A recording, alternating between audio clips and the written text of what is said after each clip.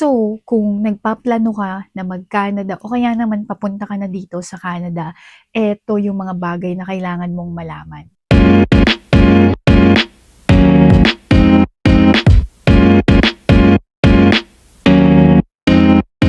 So, hi guys! Welcome back to another video. If you guys are new, ako po ulit si Arlene. At ayun na nga, dito sa ating channel, pinag-uusapan natin yung mga bagay-bagay sa buhay nating mga Filipinos abroad o kaya naman dun sa mga tao na gustong mga ibang bansa. So, if you guys are interested dito sa mga ganitong klaseng topics, then please don't forget na mag-subscribe and let me know sa comment section kung ano pa yung mga topics na gusto nyong pag-usapan natin in the future. So, for today, naisipan ko na pag-usapan natin yung parang starter pack nung mga tao na gustong magpunta dito sa Canada o kaya naman yung mga papunta na dito sa Canada. Kasi, 'di ba, sometimes sobrang daming information na nakikita natin online na hindi natin alam kung ano yung totoo na i-expect natin pag once nandito na tayo sa Canada. O kaya naman parang naghahanap ka ng information just to prepare yung sarili mo before yung move or big move mo dito sa Canada. And maybe, yung mga datihan na or yung mga tao na currently nakatira na sila dito sa Canada, maybe pwede kayong magbigay ng inyong mga tips based dun sa mga natutunan ninyo sa sarili nyong journey sa paglipat nyo dito sa Canada. So before tayo mag-umpisa, parang i-clarify ko na lang din siguro kasi lagi nating sinasabi na sa Canada. Pero actually, applicable naman to sa lahat ng mga nagbabalak na umalis ng Pilipinas or mga ibang bansa. So ayan na nga, umpisahan natin yung ating usapan for today dun sa isa sa mga realidad pag once na umaalis ka ng Pilipinas o kaya naman nangingibang bansa ka dito sa Canada or sa kung anumang bansa, 'di ba? So unang-una is hindi naman talaga madali ang buhay kahit na sabihin na natin na meron ka ng trabaho. Mainly because I feel like meron yung iba, hindi lahat yung iba na yung mentality nila is that pag once na nakahanap na ako ng trabaho, okay na ako, ganyan, or solve na, parang ganyan. Pero ang realidad is hindi because yun nga, yung isang factor that you have to keep in mind is that syempre you have to start all over again.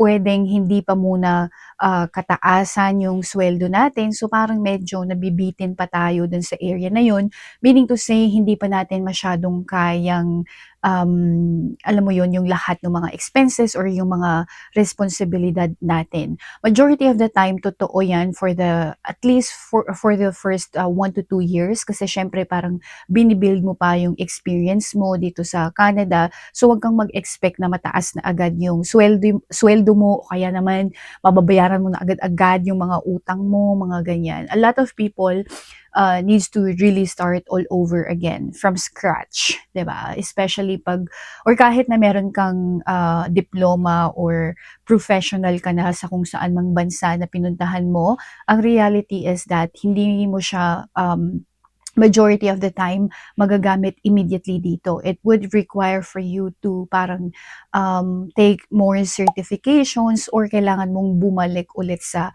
pag-aaral. And another thing na hindi masyado ring pinag-uusapan is yung gastos, 'di ba? Na okay, meron kang sweldo or kahit sabihin na natin na nakahanap ka ng mataas na sweldo. Ang reality dito sa Canada is that hindi mo naman makukuha yung sweldo mo ng buo kasi syempre merong tax na nakakaltas buwan-buwan o kaya every paycheck.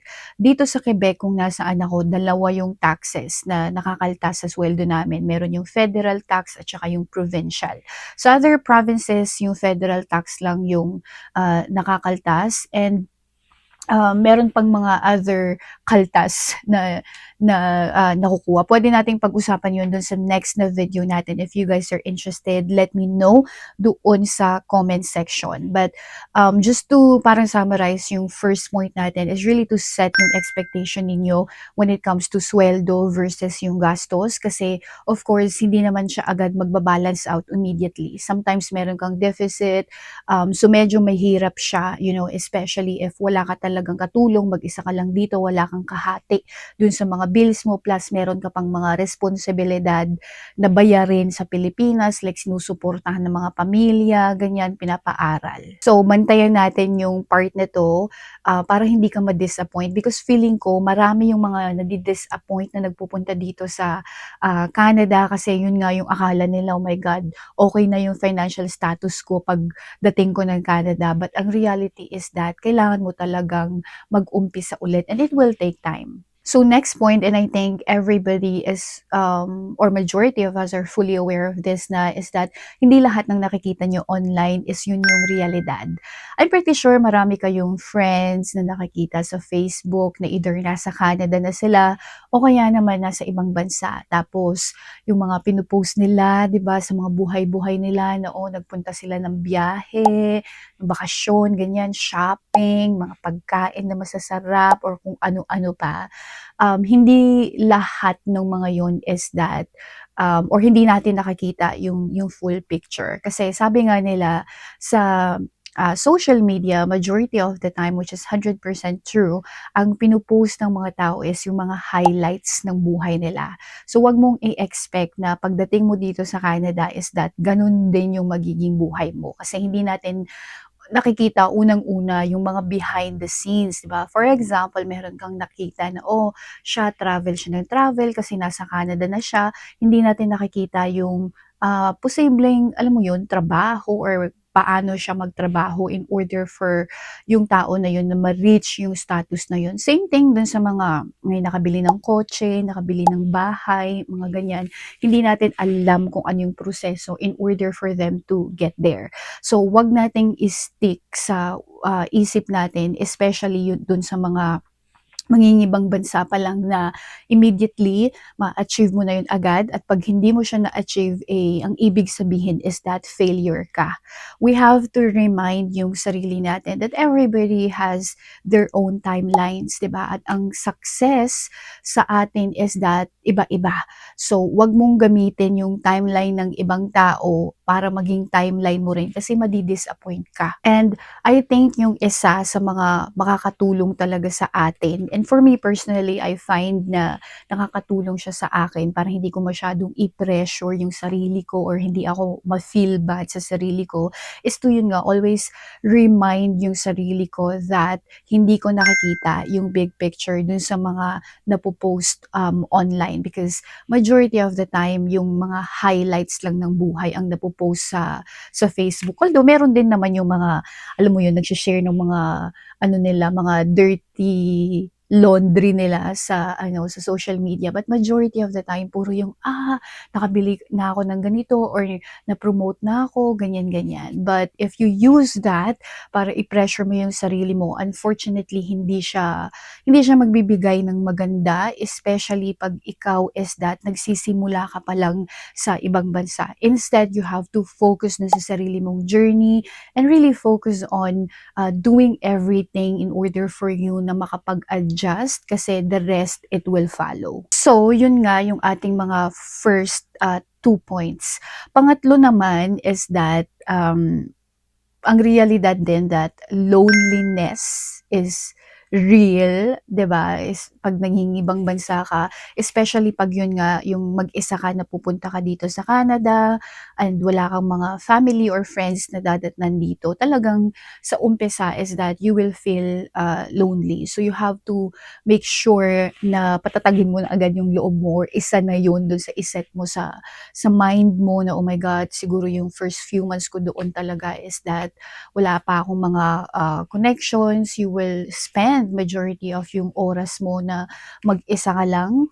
And isa ito actually dun sa mga, I would say, pinakamahirap talaga na bagay pag once na nangingibang bansa ka. Kasi imagine, lahat or wala kang karamay kundi yung sarili mo lang, like kung meron kang gustong tanungin about something, about sa pinagdadaanan mo, kunyari meron kang gustong i-share, well, unfortunately, at least for the first few months, ikaw lang muna, right? And pag na-set mo daw yung mindset mo na, okay, eto yung reality, then feeling ko makakatulong siya for you to adjust.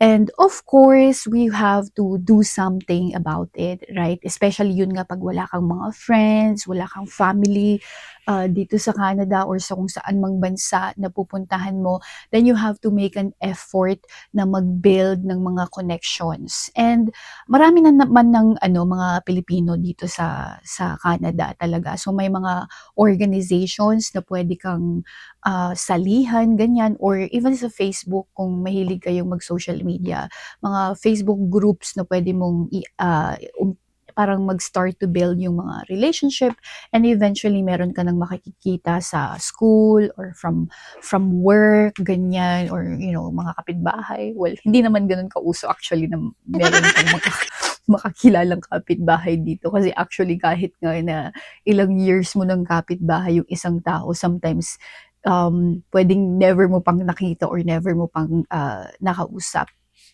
Ang gusto ko lang i-remind though dito, especially dun sa mga bago sa Canada, is that you have to be very careful and very selective dun sa mga tao na sasamahan mo, because sometimes yung mga maling tao pa yung magpapahamak sa'yo. So, may kanya-kanya naman tayong mga siguro goals sa buhay. Ang suggestion ko is to really select yung mga tao na feeling mo mag-a-add on sa goal mo sa buhay, and of course yung values, 'di ba? Kailangan align kayo doon sa part na yon, or at least nagmi-meet, right? Kasi hindi naman talaga lahat ng tao na makikilala mo is that 100% same kayo ng values. For me though, meron lang akong mga non-negotiables when it comes to yung mga behavior, attitude, mga paniniwala ng mga taong sinasamahan ko talaga. Pag once na meron akong nakita na, wait lang, parang hindi siya suwak yung ugaling ganyan sa aking buhay, eh hindi na ako nag-spend ng time.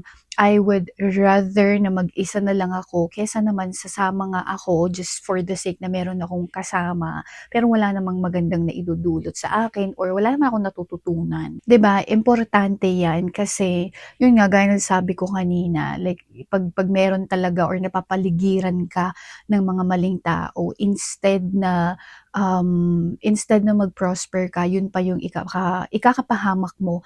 And honestly, dito sa Canada, marami na akong mga narinig na mga horror stories when it comes to yung mga ibang tao na medyo hindi, alam mo yun, may mga hidden agenda sila o kaya naman hindi maganda yung kanilang intention, tapos nababarkada yung iba sa kanila. Ang ending, sira-sira lahat ang kanilang mga buhay, 'di ba? Mga bisyo, ganyan. Pag once na nasama ka talaga dun sa mga taong may bisyo, hindi talaga maganda. Instead na magfo-focus ka doon sa dream mo or pangarap mo para sa family mo na nasa Pilipinas, eh hindi na siya mangyayari kasi nga parang naiiba na yung direction mo. So it's really important for you to be very, very selective doon sa mga tao na sinasamahan mo. Pag meron ka ng mga nakitang red flags from the very beginning, umalis ka na, maghanap ka na ng mga ibang makakasama, right? Ang lawak naman ng mundo, so I'm pretty sure that meron at meron kang mga makikilala. Okay, so next is that another reality na kailangan nating iset sa ating mga isip, right? If bago tayo sa pangingibang bansa, is to accept the reality that hindi naman lahat is that umaasenso agad or umaasenso for that matter, 'di ba? Kasi ang daming mga factors na kailangan nating i-consider. Yun na nga yung kailangan mong magsimula ulit, and for majority of us, kailangan mo talagang magsimula sa pinakamababa hanggang sa ma-achieve mo na yung mga pangarap mo or yung mga plano mo sa buhay. And wag nating masyadong i-pressure yung sarili natin na pag, oh, dapat pagdating ko sa Canada, after 1 year, dapat eto na yung mga na-achieve ko, dapat nakabili na ako ng bahay, nakabili na ako ng sasakyan, blah, blah, blah, blah, blah, blah. Kasi, pwede siyang mangyari. Pero again, ang reality is that hindi naman siya nangyayari agad-agad sa lahat ng tao. It would sometimes requires so much time, effort, 'di ba? A lot of sacrifices, mga ganyan before mo ma-achieve 'yun. Marami nga actually na mga matatagal na dito sa Canada na kahit 20 years na sila is that wala pa sila yung mga bagay-bagay na 'yun, bahay, mga ganyan, sasakyan, 'di ba?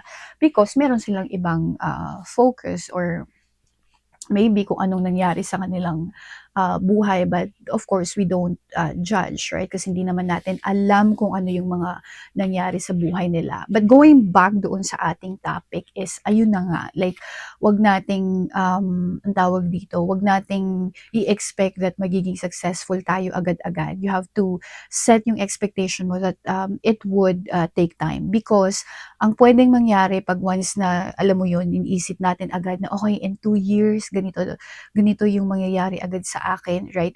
And pag na-disappoint ka, instead na ma-motivate ka, hindi na, kabaliktaran na yung nangyayari. So, ang ending parang, yun nga, nadidemotivate ka na, tapos instead na i-push mo yung sarili mo to still keep moving forward, nagiging negative na yung ating mga mentality. So, just go with the flow, and of course, make sure to do something. Hindi naman pwedeng magiging successful ka agad-agad kung wala ka namang ginagawa, right? Like for example, reklamo tayo ng reklamo na, ang baba ng sweldo ko, blah, blah, blah. Pero ang tanong, meron ba tayong ginagawa, di ba? And karamihan naman ng mga nagiging successful, hindi lang dito sa Canada, all over the world, kahit hindi man yan Pilipino or kahit anong lahi pa man yan, is that you really have to do something, di ba? Pag once na meron kang gustong i-achieve, kunyari gusto mong kumain ng saging, di ba? Hindi naman basta-bastang meron ng saging na mag-a-appear sa bunganga mo, 'di ba? Kailangan mong, alam mo 'yun, lumabas, magpunta sa grocery, balatan yung saging at kainin mo, 'di ba? So to kind of like summarize that, basically kailangan meron kang gawin, kasi hindi naman ibig sabihin na mangingibang bansa ka or pumunta ka sa Canada ay magiging successful ka na agad, right? You have to do something. And kahit na pag nasa Pilipinas ka, ganun din naman, 'di ba? Applicable siya na um hindi natin puwedeng sabihin na, hindi na ako magiging successful kasi nasa Pilipinas ako, na magiging successful lang ako 'pag nag-ibang bansa ako, 'di ba? Kasi maraming mga tao sa Pilipinas ang nakahanap sila ng success doon sa Pilipinas. But ang difference is that meron silang ginawa, right? So ang lesson, kailangan meron tayong gawin, girl. Kung meron tayong pangarap, yun talaga yun, kahit nasaan ka pang panig ng mundo, 'di ba? Okay, so ang ating last na starter packs para sa mga bago dito sa Canada is that kailangan mong i-ready na yung iyong mental and emotional na mga, emotional health. Emotional health, yes, because hindi talaga siya or magiging challenge talaga siya mentally and emotionally, because you are in a new environment, and yun nga, you are uprooting yung buhay mo sa kung saan mang bansa, right? Sa Pilipinas or kung saan ka man galing, tapos ililipat mo siya dito. And majority of the time, nakafocus tayo dun sa, kailangan physically fit ka, physically malakas ka para makapagtrabaho ka, but no one really talks about um, yung mga mental and emotional stability natin in order for you to ensure that you're able to handle yung bagong environment, kasi yun nga, bago lahat and especially pa dun sa mga tao na wala ngang support system, walang family, walang friends dito, ikaw lang talaga yung aasahan mo, or kung meron ka mang support system is long distance, right? And maraming mga Pilipino ang hindi naman nila gusto agad-agad na parang, or maging transparent sa family nila sa Pilipinas kung ano yung mga napagdadaanan nila. So, ang ending, sila lang yung parang nagsasarili dun sa mga pinagdadaanan nila. So, nagkakaroon siya ng negative na impact doon sa mental health natin. So, if you are planning na magpunta dito sa Canada, then those are the things that you have to consider. Just prepare yung emotions mo, and also yung, like yung mindset mo, in order for you na walang surprises, na parang, "Oh my God, ang mag-isa lang ako dito, super lonely, super malungkot," ganyan-ganyan. Especially pa 'pag pupunta ka dito tapos winter, mas iba pa yung lungkot kasi halos yun nga yung mga tao dito 'pag winter nakakulong. Whereas 'pag summer, feeling ko mas forgiving yung weather given the fact that marami kang puwedeng gawin sa labas, puwede kang maglakad-lakad kahit na mag-isa ka lang, right? Pero 'pag winter talaga mahirap. But yun nga, yung mga feeling ko ha, sa opinion ko is that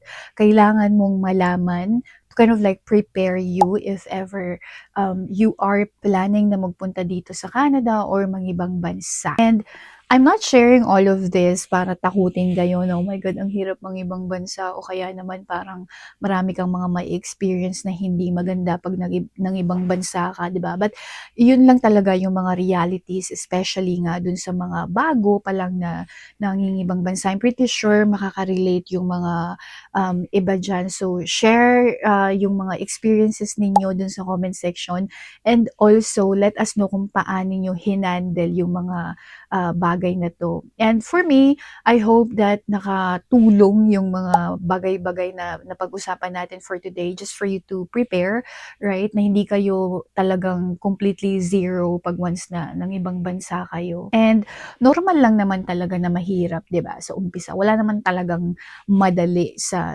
buhay, especially yung mga beginnings, 'di ba? Yun talaga yung sometimes mahirap, right? And marami din namang mga, ang tawag dito, mga benefits 'pag once na napunta ka na dito. Hindi lang yung mga government benefits, trabaho opportunities, but even in life mas, lumalaki yung mga opportunities mo, dito, right? Feeling ko 'pag once na nangingibang bansa ka, mas lumalawak yung mundo mo, yung opportunities nga, yung growth, marami kang mga nakikilalang tao. So, it's such a very exciting na ano, na transition. So anyways, yun lang ang ating usapan for today. I really hope that you enjoyed yung ating chikahan for today's video. So again, if nag-enjoy kayo, then please don't forget na mag-subscribe para ma-notify kayo dun sa ating mga next na videos, and let me know sa comment section kung ano yung overall thoughts ninyo sa ating video. But yun nga, thank you so much again for joining, and I'll see you dun sa next na videos natin. Bye!